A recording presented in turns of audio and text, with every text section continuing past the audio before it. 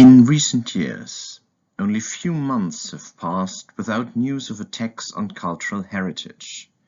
Attacks during times of international or internal armed conflict are certainly the most visible. Amongst them, attacks by terrorist groups or by states waging war are chiefly responsible for the loss of countless cultural treasures, including religious sites. Cultural heritage has always been a target in many political conflicts and is under constant threat even today. Persecution and discrimination on the grounds of religion or of adherence to a specific societal or ethnic group in times of war, as well as peace, prove fatal not only for the people concerned, but also for their cultural heritage. This raises a number of questions in terms of international law, the most central of which is whether there are sufficient mechanisms to guarantee the protection of what is understood by the notion of cultural heritage in general. The legal aspects, however, are so diverse that we can only consider a few of them here. International law attempts to combat the danger of destruction of cultural heritage. Apart from that, the removal of cultural objects is not uncommon to be encountered together with their willful destruction. Both are subject to specific international rules. There are different international texts dealing with protection of world cultural heritage. This is the case for the UNESCO conventions, such as the 1972 Convention on the Protection of the World Cultural and Natural Heritage, or the 2003 Convention for the Safeguarding of the Intangible Cultural Heritage. The 1954 Hague Convention for the Protection of Cultural Property in the event of armed conflict focuses on movable and immovable objects. Other conventions deal with more specific areas of heritage protection or with particular dangers. What is important is that the international texts themselves make it clear that the intention behind these international standards is to give the term cultural heritage a broad scope. The treaty texts, however, are not the only source for the protection of cultural heritage and therefore cannot represent the only source for a definition or a protective concept. Where it comes to the most visible action, that is, the destruction of cultural property, the legal rules not only follow from specific international treaties, but also concern the state's duty to guarantee individual human rights. Cultural heritage is indispensable to the enjoyment of different human rights and to the forming of the human personality. If religious cultural heritage is concerned, its relevance for the practice of religion is even more obvious. This includes objects of worship or sacred buildings. Apart from this individual character, cultural heritage, as well as religious freedom, have a collective dimension. They are based on the traditions and achievements of communities. It is therefore impossible to conceive cultural heritage without the collective dimension. Despite its importance and obvious dangers, the meaning of cultural heritage in the context of international law is far from being unequivocally defined. This makes it difficult to apply an effective regime for the protection of what can rightly be called one of the foundations of civilization worldwide. The ordinary meaning of cultural heritage includes institutions and assets that have a significance for cultural practice and tradition, as well as the practices and traditions themselves. Naturally, the importance of these elements differs greatly from one community to another. The notion of heritage under international law must encompass all these differences and is therefore extremely broad. It encompasses various tangible assets as well as intangible aspects, according to the respective traditions. We will focus here on the tangible goods under protection. Many of these represent at the same time a spiritual heritage and a secular cultural heritage. They often are important for the culture and self-perception of nations or communities in their entirety. The history of the destruction of cultural property is as old as the history of human conflict. In peacetime, as well as during armed conflict, there are mainly two groups of actions that are detrimental to cultural heritage. Firstly, there are intentional acts that damage the integrity of cultural heritage, often with the aim of destroying or subjugating a religious or ethnic community. During the war in former Yugoslavia, many war crimes were committed with the aim of displacing and uprooting ethnic and religious groups. Similar attempts can be observed during the current Russian aggression against Ukraine. Other historical examples of destruction are more akin to collateral damage caused by fighting or a state of neglect of cultural property. The legal problems of looted or confiscated art raise a different set of issues as they concern the removal of cultural property. The protection of cultural heritage is the subject of several international conventions. While the conventions of international humanitarian law emphasize the protection of movable and immovable cultural property by excluding it from the circle of permissible military objectives, the modern conventions of general international law place an emphasis also on the protection of intangible heritage. However, the reality of cultural heritage protection under international law is much less convincing than the normative acquis would have us believe. The intentional or collateral destructions of monuments and cultural sites in times of war are proof of this. The same applies to the deterioration of cultural sites in peacetime owing to neglect or conflicts within a state's policy, for example, in the area of building and planning. There are several legal reasons for this, the first being the restricted scope of application of many international conventions. This is true both for general international law and for humanitarian law conventions. Most of them protect only a few selected cultural assets and, on top of that, are not binding on all states. Even the two 1977 additional protocols to the 1949 Geneva Conventions, which strengthen the protection of cultural property in wartime by prohibiting any act of hostility directed against historical monuments, works of art, or places of worship, which constitute the cultural or spiritual heritage of peoples, are not binding on all states.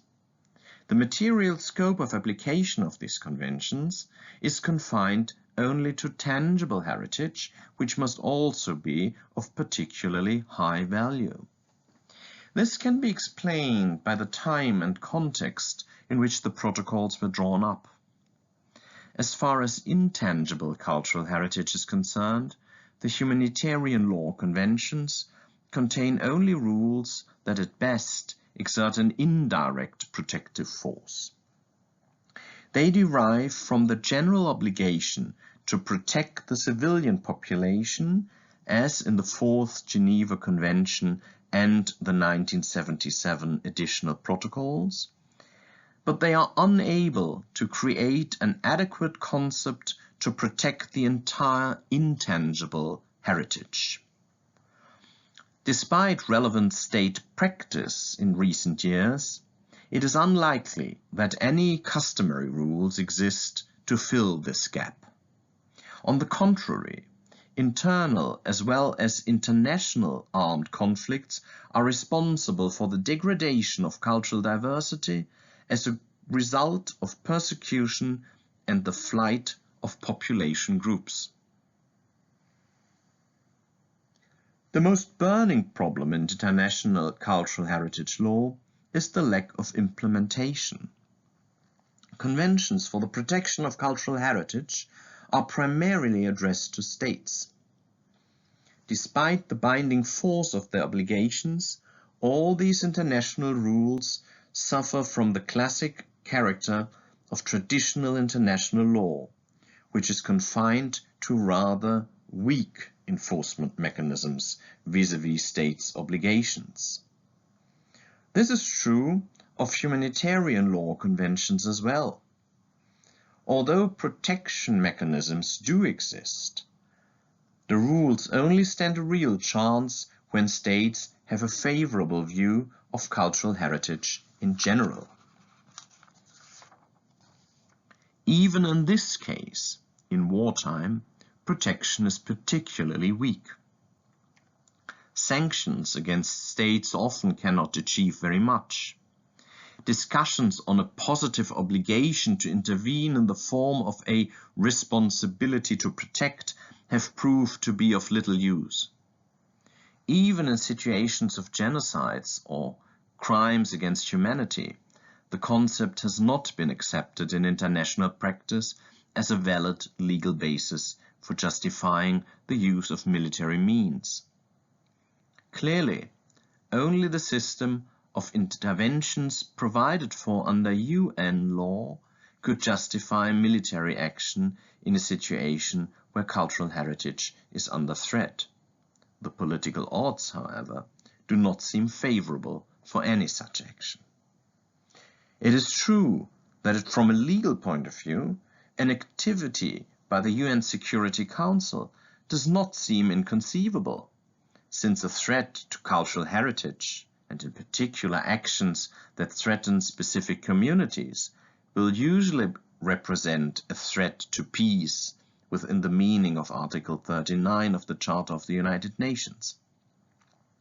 But in the most recent conflicts, it is obvious that this path is barred. The instruments and mechanisms for enforcing international conventions are therefore far from satisfactory.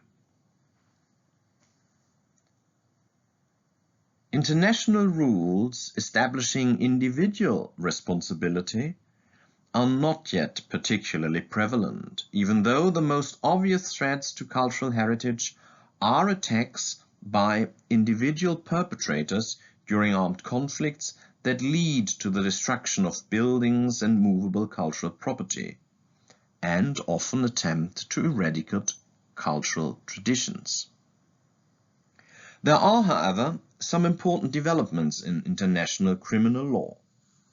After the war in the former Yugoslavia, the International Criminal Tribunal for the former Yugoslavia convicted some of those responsible for the destruction of cultural property.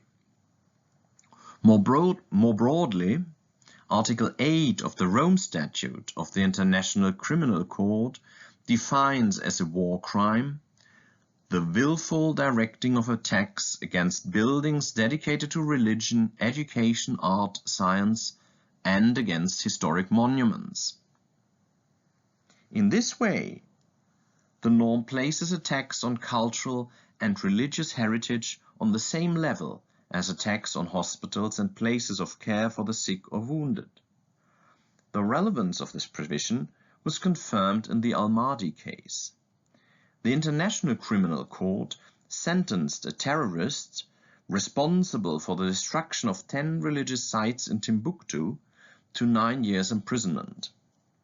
Although the number of international convictions is scarce, it is the duty of the states to provide internal rules that are sufficiently effective in preventing irreparable damage to cultural heritage. This includes domestic criminal law standards for individuals for offences committed during armed conflicts as prescribed by Article 15, paragraph 2 of the Second Protocol to the 1954 Hague Convention.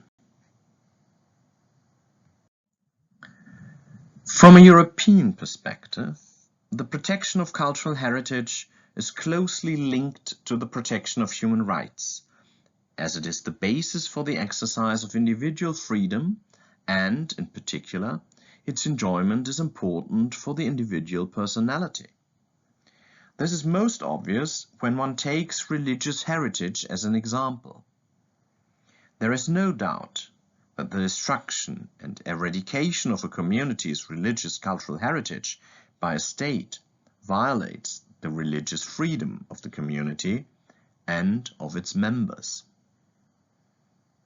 But even beyond the case of religious heritage, the identification with cultural heritage in general can also be an expression of personality rights. Cultural heritage can play a decisive role in a society or social group and can have a marked influence on the human personality. Culture in general, as well as cultural heritage, are constitutive elements in the development of the individual human personality. In addition to the individual dimension, cultural identity forms a collective right that is recognized in various covenants on the protection of minorities. Under the law of the European Convention of Human Rights, this can lead to a positive obligation to actively protect religious cultural heritage as an indispensable basis for the exercise of fundamental rights. If one is prepared to accept this relevance of cultural heritage for human rights, its protection could amount to an obligation erga omnes. The positive obligation to protect it can even condense into an obligation of states to provide different forms of support, which might start with financial aid and an exchange of knowledge in order to strengthen the capacities of countries where cultural heritage is under an imminent threat, and could even lead to the creation of safe havens for endangered cultural property. Obviously, this needs a great amount of clarifying work of the international community in order to make such obligations sufficiently precise and enforceable. Strengthening international institutions and monetary funds to help states in crisis preserve their treasures is surely a viable possibility. In this context, the human rights dimension would indeed underline the need for an effective protection of cultural heritage, which finally, and according to the concept of the modern heritage conventions, falls under the responsibility of humanity as a whole. Admittedly, it is difficult to deduce some more concrete forms of obligation directly from the existing general international law or the current jurisprudence on human rights law. It is clear from this brief survey of international law that although protection mechanisms do exist, they are not capable of resolving all the contemporary problems of cultural heritage. The positive rules of international law, and in particular those of the conventions, are deficient because they are both too narrow in their scope and too weak in their implementation. Because of their numerous limitations, they are hardly suited to guaranteeing reliable safeguarding. Thus, contemporary international law shows significant weaknesses in extreme situations such as internal and international armed conflicts. Another approach, which, however, also has its limitations, would be to extend individual responsibility under international law. This approach seems possible in the context of international criminal law in situations of armed conflict. The Al-Mahdi decision of the International Criminal Court represents an important step in the direction of effective protection of cultural property in wartime. It is likely to influence the jurisprudence of other courts and the development of international law in this field. Furthermore, it recalls the responsibility of states to create effective criminal standards for offences against cultural heritage in their domestic law. In situations of armed conflict, it seems that criminal liability is bound to be the most promising path. In general, supporting states with problems in the protection of cultural heritage constitutes a most important task for the international community. The dimension that human rights add to cultural heritage law is a strong reason for moving forward and, in so doing, for developing new and reliable standards by creating a clearer legal framework for supportive measures on the part of third-party states or international cooperation, which would improve the protection of cultural heritage worldwide.